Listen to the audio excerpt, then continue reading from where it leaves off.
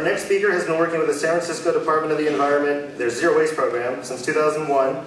She's played an integral role in working with the residential sector, particularly multifamily buildings. I think she spoke a few years ago about that here, and getting them into compliance with San Francisco's mandatory composting and recycling ordinance. I think they're almost at 100% now, right?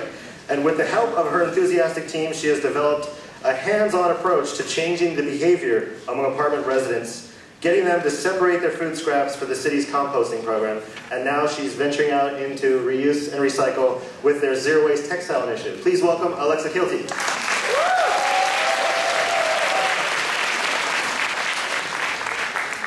Hi everybody, great to be here. I love coming to this event because I get to see all my best friends.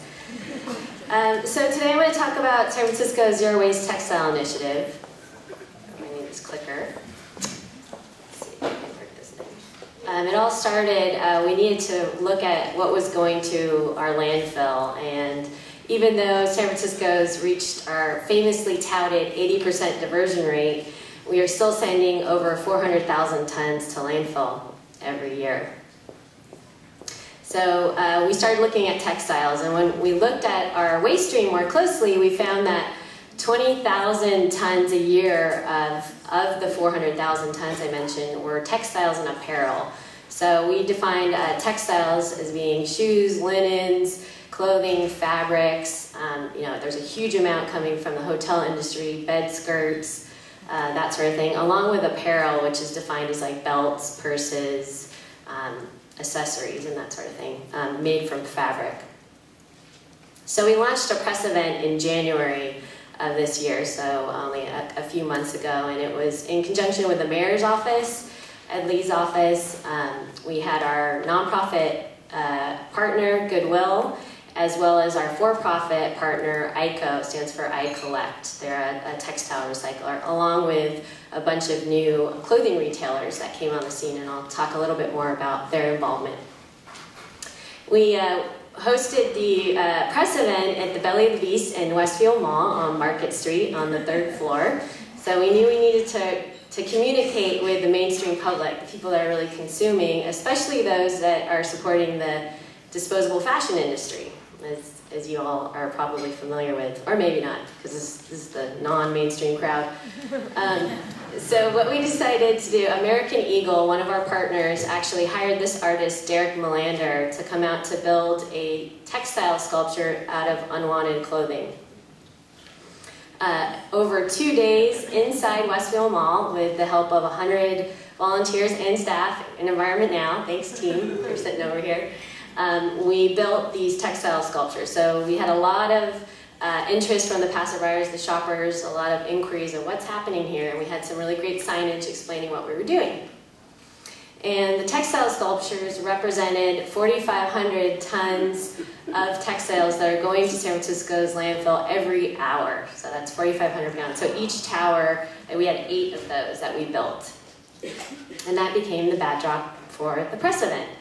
And I think because we used art as something kind of new that we did, we were able to generate a lot of interest from the media. So it played really well into the social media and the more standard media. We had over 35 different news outlets. I actually did a piece on Cross Currents, KLALW, which hasn't aired yet on the program. So we got quite a bit of coverage. There's a lot of action on Instagram and Twitter. The mayor's office tweeted about it to their 30,000 followers, and also a lot of the retailers that were involved were tweeting on all their Twitter outlets, whatever you call those things. The other piece of the other goal, besides building awareness around the amount of textiles going to landfill, was the goal of building awareness around the existing drop-off locations in San Francisco. So we have over 100 drop-off locations for residents to recycle or reuse their clothing. So the Goodwills, the consignment shops, the Salvation Armies, the for-profit recyclers as well, like Reuse in Campus, California is here. So those locations can be accessed very easily through recycleware.org. It's a partnership with Palo Alto and Alameda County. Basically, you can look up anything on the styrofoam blocks, where to recycle or reuse. So we have all 100 of our textile reuse and recyclers in this database. Another one of the goals was to increase the number of donation sites throughout San Francisco. So we, with the help of ICO, our for-profit recycler, they've partnered with the clothing retailers to set up 20 different new locations. So there's 8 new clothing retailers, including H&M, American Eagle, Forever 21, Levi's, to name just a few. So they're new locations, and they're boxes. They're basically collection boxes inside the store, located next to the cash register. And you can bring in any brand of clothing to these locations, and many times get discounts on new purchases. Goodwill, one of our partners, we actually have a zero waste grant with Goodwill to create these collection bins for apartment buildings. So this is a new thing they're working on. They designed these bins with the design company Frog, and it's equipped with smart technology that notifies their offices when the bins are full so they can service it when it's needed. So they're still in the process of building these, and one of their biggest partners is SF Apartment Association that is really has a desire to house these bins. So I wanted to talk a little bit more about ICO, since they're kind of a new player in town. It stands for I Collect, and we worked with them on some of their bins and their marketing material. It was a partnership, and we're trying to get these bins in office buildings, high-rise apartment buildings, community centers, trying to make it as easy as possible for residents to find a drop-off location. They take any brand and any condition of clothing, and when a store or an office building signs up for the program, the outer kiosk that you saw has 10 of these insert packaging containers. So when the bin is full, then you just package it up, and it actually comes with prepaid stickers that ICO pays for the shipping, and it goes out through UPS. So our office, Department of the Environment, we have over 100 employees. We filled this bin up already 3 times now, and it's about 165 pounds that we've already collected within 2 months.